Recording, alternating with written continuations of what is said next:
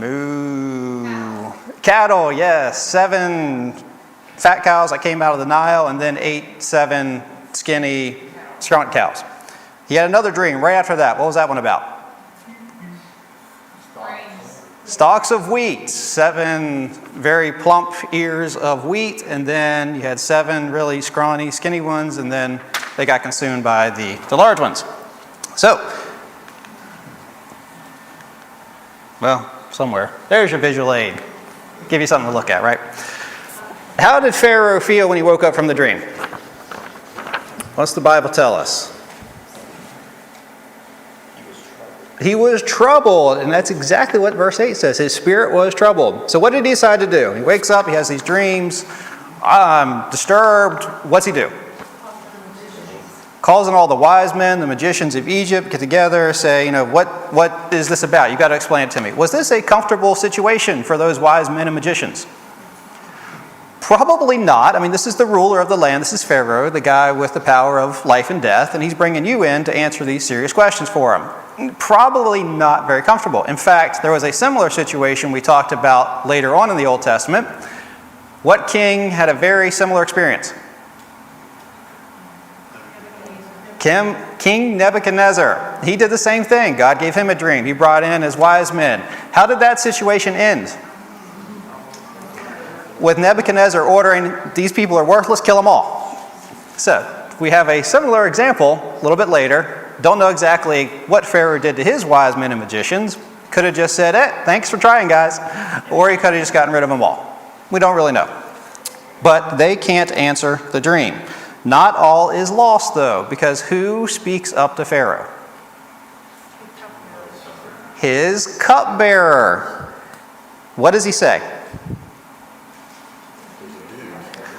There's a dude I met in prison 2 years ago. I mean, that's how the conversation had to start, right? Maybe a little bit less slang term, but essentially, because what happened to the cupbearer? He had a dream, and who interpreted it for him? Joseph. There we go. So he says, I know a guy, essentially. Pharaoh, probably a little bit desperate at this point. What's he decide to do? Yeah, let's take him up on the offer. Was this a great situation for Pharaoh? You're bringing in this prisoner ex-slave to come in and answer questions that the smartest, wisest, best people in Egypt can't answer for you. That sounds like a great choice, doesn't it? Let's take this guy's advice. But he decides to do it. Joseph gets cleaned up. He brings him up in front of Pharaoh. Pharaoh relays the dreams to him again. And says, the word on the street basically is, you can interpret dreams. I need your help. What is Joseph's immediate response? Not me. I can't interpret your dream, but God working through me can. So this is why I kind of went off on a tangent last week. When we serve God, we want people to see God in us. We do not want the glory of men. We want the glory of God. And we need to be humble enough, and whenever we do, have whatever recognized, say, no, this is for God, not for me. So Joseph gave us a great example of how to do that. We talked about that in last week's lesson. All right, Pharaoh then recounts the dream to him. This tells me the dream, this kind of had to be from God because Pharaoh remembered it. How many people remember your dreams when you wake up in the morning? Not too many. He recounts the dream to Pharaoh, or to Joseph. Joseph listens to it, and then he explains that both dreams are a warning from God. What do the 7 fat cows and the 7 large stalks of wheat represent? 7 good years of plenty. You're going to have a very rich harvest. And Mark jumped the gun here, but the 7 skinny cows, the 7 kind of skinny ears of wheat are bad ears. Or what is going to happen? Famine. There's going to be 7 years of plenty followed by 7 years of famine. This is an agricultural society. Is this an important warning to get? To know there's going to be 7 years where the crops are not going to produce, there's not going to be rain, you're not going to have food to eat. You can't just bring it in from a different region. You can't just, go to your local grocery store. So this was a very important warning, and there were 7 years where they had a chance to store up and prepare for that. So the dreams have been explained, but does Joseph stop there? Does he just say, okay, here's your explanation and walk out the door? What's he do? No, he keeps going. He takes a little bit of a bold step here. He says that he should appoint someone as an overseer for the harvest, and that person should collect and that they should store a portion of it to be used during those years of famine. Now, is this a little bold on Joseph's part? You're the prisoner ex-slave coming to talk to Pharaoh. Hey, Pharaoh, this is what you should do. Probably, yeah. Do you think he would have done that if God hadn't inspired him and told him to do it? I don't think so. This was God working through Joseph to save his future people there in Egypt. Pharaoh likes the idea. Who does he appoint? Joseph. Now, this is quite a career move. What was Joseph's last two employment positions? Slave and prisoner. And now, he gets tapped by Pharaoh to be the guy to save Egypt. Makes him ruler of the entire country, except Joseph's only going to be second in the entire country to Pharaoh himself. Only in Pharaoh will Joseph be less. So Joseph has power, but he's also got a great responsibility because he knows that trouble's coming, so he has to prepare for it. So that's where we left off last week, or I guess last month. Comments, questions? Anything didn't make sense that you went home and read about and thought, he was wrong? Okay, so nobody read to figure out what I was actually wrong in. All right, that's good. Still in Genesis 41, we're going to pick up, if you want to open your Bibles. So we know Joseph has power, but just how much power and authority does Joseph really have? Look at verse 44 and following. Genesis 41. Moreover, Pharaoh said to Joseph, though I am Pharaoh, yet without your permission no one shall raise his hand or foot in all the land of Egypt. That sounds like pretty powerful. Then Pharaoh named Joseph Zaphenath-Paneah and gave him Asenath, the daughter of Potiphera, priest of On, as his wife, and Joseph went forth over the land of Egypt. So Pharaoh is still Pharaoh, but Joseph has power over really everything else. One question came to mind. How do you think Potiphar's wife felt when she heard the news? You know, the woman that had falsely accused him of sexual assault and got him thrown in prison? I don't know. I thought that was an interesting question. If I was in her shoes, I'd have been afraid. To help reinforce Joseph's position, it's enough to appoint him, but what else does Pharaoh do? He arranges a marriage for him.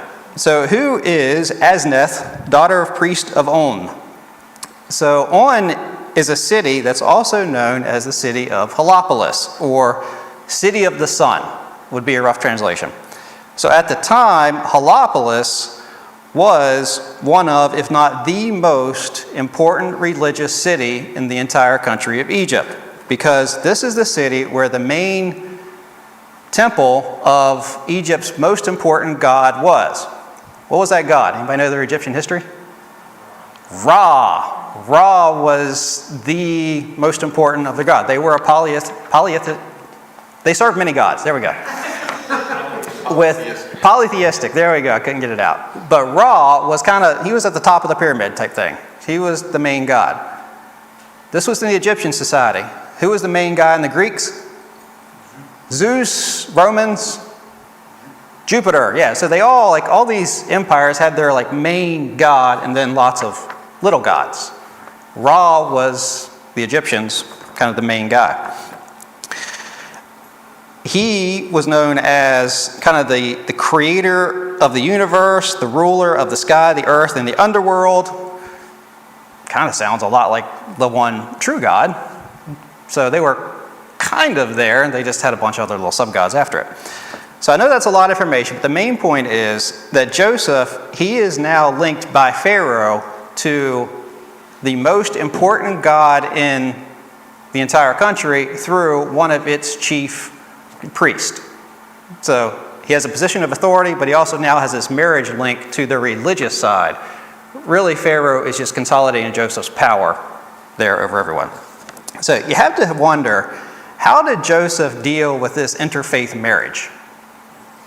Because Asenath, the daughter of the most important priest of the most important God, she was probably kind of set in that religion, that culture. Joseph, who did he serve? The one true God. So how did Joseph, do you think he kind of handled this? I mean, it would have been a struggle, I'm guessing. The religion of Egypt was, at this time, probably a lot closer to its roots than what it eventually turned into. What did the religion of Egypt grow out of? What did all religions at that point grow out from?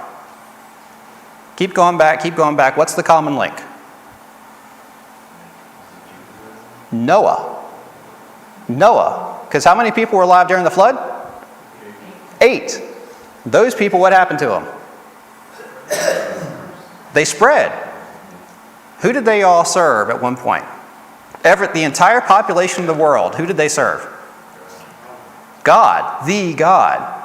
So the Egyptian religion had to spring out of that thought. And you kind of see it, because they served a Ra, creator of the universe. But they corrupted it as they kept getting farther and farther away. So there was a kind of a similar link, and I think Joseph probably capitalized on that to teach the truth. Just a thought. I'm sure he had to balance his personal belief in the state functions, because the state religion was Ra and many gods. And Joseph's the second most powerful guy in the country. That would have been a tough place for him to be. But I don't think he just kept quiet about his faith either. Why do I think this? A couple reasons. He's been very outspoken about God, even to Pharaoh himself. Say, no, I'm not interpreting your dream. This is the one true God that's going to give you an interpretation of the dream, and I'm just his servant. So I don't think Joseph just suddenly went quiet about God. The other reason, Joseph's 2 sons, what happened to them?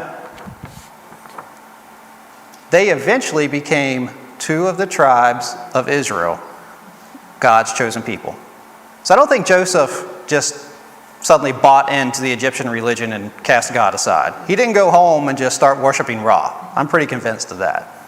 But still, he's married to someone who was not of the same spiritual beliefs, and that had to be a challenge for him, living in a country and ruling a country with very different religious beliefs as well. Just something to think about. And so Joseph is now the man tasked with saving an entire nation. And it's coming to a famine, and he does it at the age of 30, according to verse 46. Kind of a big responsibility, saving an entire nation. What were you guys in charge of at the age of 30? I'm pretty sure nobody had that responsibility at that age. Yeah. Tom, you're thinking, no, yeah. No, okay. All right, just making sure. But Joseph has one really big advantage. What's that? God. God is there to help him. So he goes through the country and he sets up a system of collecting grain during the 7 years of plenty. There we go, Joseph in a chariot. Just another picture for you to look at. Each city was to gather and store grain from its surrounding fields. There wasn't just one big collection place. Each city was supposed to collect, and that would be the food that they would be used during the famine. So just how much grain was gathered in during those 7 years of plenty?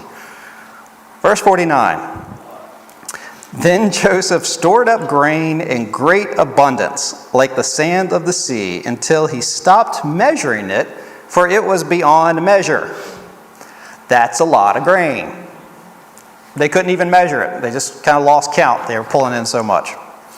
So the plan was to potentially collect grain and store it for up to 14 years. Because you think about it, the first grain you're going to bring in, where's that going to be? On the bottom of the pile. So 14 years later, that's going to be the grain that you're eating. From a just realistic standpoint, does this make sense? Could you store that grain for 14 years? You might be surprised. So the Egyptians, we already mentioned, they didn't have grocery stores. Where did they get their food? They grew it, and if they had a harvest, I mean, you have certain years or certain times of the year when you have a harvest. You're not going to have that supply until that exact same time next year. How do you eat between those times? you have to store it. So they were pretty experienced with storing food, and especially, grains, because that's what they would be eating a lot of. They were very experienced with it, and in fact, there's been just numerous excavations about these just place of storage, of food storage. The difference here is time and scale. We already knew they had the experience, but there's a difference of scale, and there's a difference of time, a little bit longer period. Can grain be stored that long in that climate? What kind of climate is Egypt? Dry. And it's pretty hot, but there's also, you can get into the ground and get it cooler. What is the best conditions to store grain, cereal grains? Dry and cool. These could have been accomplished. In fact, there are still stories of people finding grain in tombs from thousands of years ago and planting it and it germinating. So, was it possible for them to store grain for 14 years? Yes. Now, if they were in the Amazon rainforest with different climate, could that have been possible? Probably not, unless God made it happen. So it's very realistic to think 14 years, not that big of a deal for the Egyptians to do this. Very possible. I mean, the Bible says it, so we know it happened, but it's also it's realistic. It's just factual what happens. All right, so he's bringing in this grain. He's fulfilling the assignment from Pharaoh to store up the grain during the prosperous years, but he also takes time to start a family. Verses 50 to 52, we learn that prior to the famine, he had 2 sons with his wife Asenath. Look at 51. Joseph named the firstborn Manasseh, for he said, God has made me forget all my trouble in all my father's household. What does this name say about Joseph's feelings towards his family? He really turned his back on them, wants to forget them. I mean, he sees them as trouble, and he's thankful to God for helping him forget. Okay, so that's the first yet. How about the second? Verse 52, and he named the second Ephraim, for he said, God has made me fruitful in the land of my affliction. Sounds like Joseph's kind of glad that he's in Egypt right now. Did he always feel that way? No, he was kidnapped and brought there, thrown in prison, and he wanted to go home. But now, how's he feeling? I'm glad I'm here. So, these 2 meetings tell me a couple things about Joseph's kind of state of mind at this point. First of all, he's still very devoted to God, and he doesn't appear to be keeping this a secret. I mean, in both of these verses, God has made me forget, God has made me fruitful. He recognizes God's authority in his life. He's very devoted to God still. That's the first thing. Second, he wants nothing to do with his biological family. He sees nothing but pain and hurt there. Wants to forget them. Nothing but trouble. I want nothing to do with my family. I'm sure there's a lot of people that have felt that way today, but I'm not one of them. 3, he seems to be very much at peace in what he sees as his new home. The land of Canaan is a distant memory where he came from. He doesn't want to go back there. So he loves God, he's devoted to God, wants nothing to do with his previous family, and he's very happy and content where he is. That's what I get from these 2 meetings of his sons here, the sons' names. So things are going pretty well for Joseph, but these 3 things, these insights into his character, are really going to kind of explain Joseph's feelings here in a few verses when something unexpectedly happens. Things are going well. He's making smart decisions for Egypt, which is good, because now the 7 years of plenty are about over. Look at verse 53 and 54. When the 7 years of plenty, which had been in the land of Egypt, came to an end, and the 7 years of famine began to come, just as Joseph had said, then there was a famine in all the lands. So if God hadn't allowed Pharaoh to see the future through Joseph's interpretation, Egypt would have been in a really, really bad place as soon as that famine started, because there would have been no preparations made. However, what does the last part of verse 54 say? But in all the land of Egypt, there was bread. There was food. Everywhere else, there was famine. But in the land of Egypt, Thanks to God's warning and Joseph's work and Pharaoh's wisdom, there was food, there was bread. But where is it? Where's that food? Where was it put? In these storehouses that Joseph had overseen. Remember, they brought the grain into the individual cities, into these storehouses. Who does it technically belong to? Pharaoh. It's not the people's grain, it's Pharaoh collected a tax. He collected, a payment of this grain and kept it together. So it's Pharaoh's grain. So what do the people do when they go hungry? They cry out to Pharaoh. But what does Pharaoh do? Verse 55, and Pharaoh said to all the Egyptians, "Go to Joseph. Whatever he says to you, you shall do." Pharaoh just kind of takes a hands-off approach. He's my guy. You go talk to him. He'll take care of you. Whatever he says, you do that. Joseph, the guy in charge, he opens the storehouses. But what's the distribution method that he chooses to use? Does he just give it away? Just keep passing it out for free? Nope, he's not Uncle Sam. He doesn't do that kind of stuff. Verse 56, it says that he sold it to the Egyptians. So it seems to me that this was a real turning point in the history of Egypt. Up until that point, there was, privately owned property. Pharaoh's power seems to be very, very limited. But we'll learn later on, a couple chapters over in chapter 47, just how much Pharaoh and the kingship is going to profit from this famine. Because eventually, Pharaoh is going to end up personally owning the entire land of Egypt. And when you look at Egyptian history from a historical standpoint, that's what Egypt was. Pharaoh owned everything. Pharaoh was a god. He was a deity. How did he get to that point? How did the Pharaoh ship get to that point through the generations? I think you can trace it right back here to Joseph. Before Joseph, before the famine, you had private property. Afterwards, Pharaoh owns everything. This is a dramatic shift in the history of Egypt. And like I said, I think you can trace it back to this point. So chapter 41 starts with Joseph being a prisoner, and it finishes with him being promoted to the second most powerful land of the most influential country in the area at the time. It also shows, summarizing up the chapter, the mental change that he's made.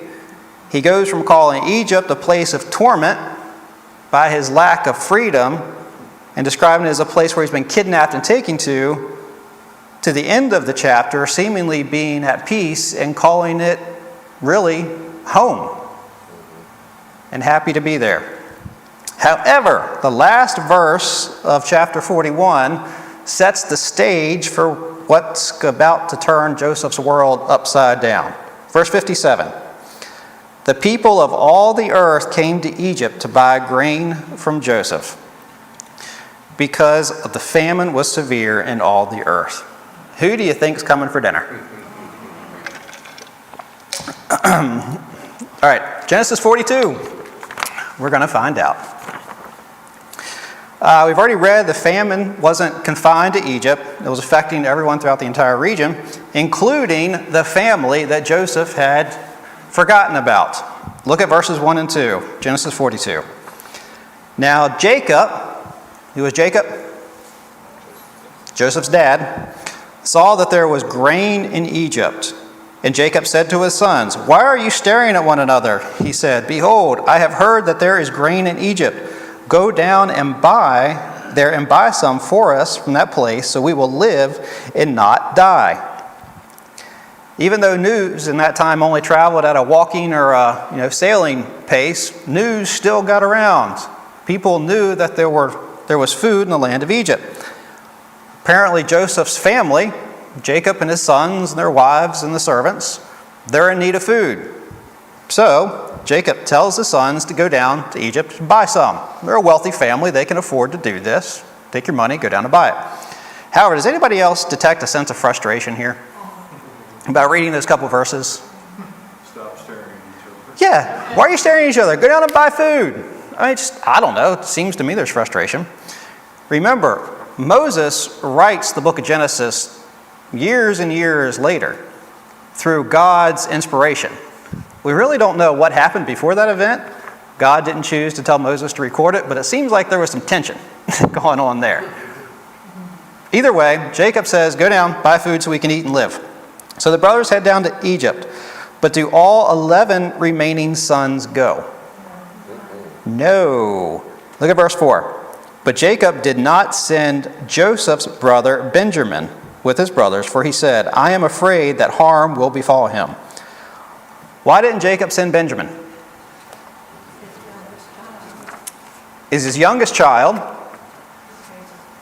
He'd already lost one child. Who was Joseph's and Benjamin's mother? Rachel, his favorite wife. All the other ones were from the other 3 wives that he had. She was the favorite. Joseph, he's already lost. Benjamin's the only one that's left. He is definitely the favorite, plus he's the baby of the family. He didn't want anything to happen to Benjamin, because as far as Jacob knows, Joseph's dead, long gone.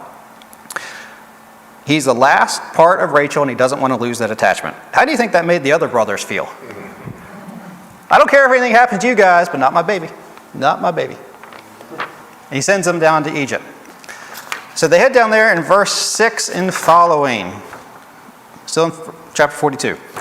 Now Joseph was the ruler over the land. He was the one who sold to all the people of the land, and Joseph's brothers came and bowed down to him with their faces to the ground. When Joseph saw his brothers, he recognized them. There was more than one storehouse in Egypt, right? We've already said that they all had their individual cities. And I seriously doubt that Joseph went around to every single one and sold grain to every single Egyptian peasant individually. That just doesn't really make sense for someone in that position. He was the overseer. He was the one that made sure that it got done. So what's the coincidence of Joseph's brothers and him being at the same storehouse at the exact same time? For just a random sample, probably not very much. So this is a theory, purely a theory. You have grain in your country. What happens if the grain leaves your country? Your people don't have food to eat. What's the most important thing you're trying to take care of? Your own people. However, if you have certain rich people coming in wanting to buy your grain at a highly inflated price, would you be willing to possibly sell some? Would make sense. Was Jacob and his family wealthy? Very much so. So it makes sense to me, again, purely theory, that there would have been one main storehouse that all the foreigners could have come and bought from. And that Joseph in his position may have had to give permission for every one of those sales. That's just a theory, but doesn't it make sense? You wouldn't want some lower level manager suddenly selling his grain to the highest price from these out of country people just to line his pockets and making his own people suffer. But if there was one central warehouse located near the center of power, and Joseph was the one that had to approve those sales, would that have made sense for him to meet his brothers? Yeah, it would, very much so. So again, that's a personal opinion of how I think they interacted. Joseph would have had to approve that outside sale. So the brothers are brought in before Joseph, and can you imagine all the emotions that suddenly start going through Joseph when he sees and recognizes him brothers right in front of him? So you probably got doubt that it's actually in disbelief that, is this them? It sure looks like them. Same right number. Yeah, it looks like them. To suddenly happiness, possibly. My family, my brothers, the guys I grew up with for 17 years. To what emotion probably came next? These are the guys that threw me in a cistern and sold me as a slave. Probably pretty mad. Did Joseph have the power to kill him on the spot? I don't know. But if he didn't, who did? Pharaoh. And do you think Joseph could have convinced Pharaoh to just kill them all? Hey, got these foreigners in here, Pharaoh. Can I kill them? Yeah, sure, go ahead. I trust you. He could have just gotten rid of his brothers at that point. At least that's my opinion. But instead of taking revenge, we get to the middle of verse 7. But he disguised himself to them and spoke to them harshly. And he said to them, "Where have you come from?" Somehow Joseph maintains his composure here. Would we have been able to do that? I mean, we're looking some 20 years after this event, the disbelief of it, but he just suddenly clicks into his act and he just starts talking as if nothing is there. Like there's no history here. It's just a group of foreigners. Where have you come from? He conceals his identity, asks them the question, they respond from the land of Canaan. But we learn in verse 8 that even though Joseph recognizes his brothers, do they recognize him? No, they don't. This makes sense because how old was Joseph when he was sold into slavery? 17. He was a teenager. It's been 20 years. A lot's happened in the past 20 years. It's a long time to forget somebody's face, a long time for an appearance to change. Joseph is probably adorned in some kind of maybe higher robe type person. Maybe he's got some oil, some even paint from that culture to signify that he is, the main guy. He's also had a completely different diet from his brothers. This could have been good or bad. Don't really know, but his appearance could have changed physically through food. And then are his brothers, do they have any expectation that they are going to see Joseph in Egypt? We learn later that their expectation was they'd been worked to death as a slave. Do you think even if it looks a lot like Joseph, would they expect him to be the second most powerful man in the entire country?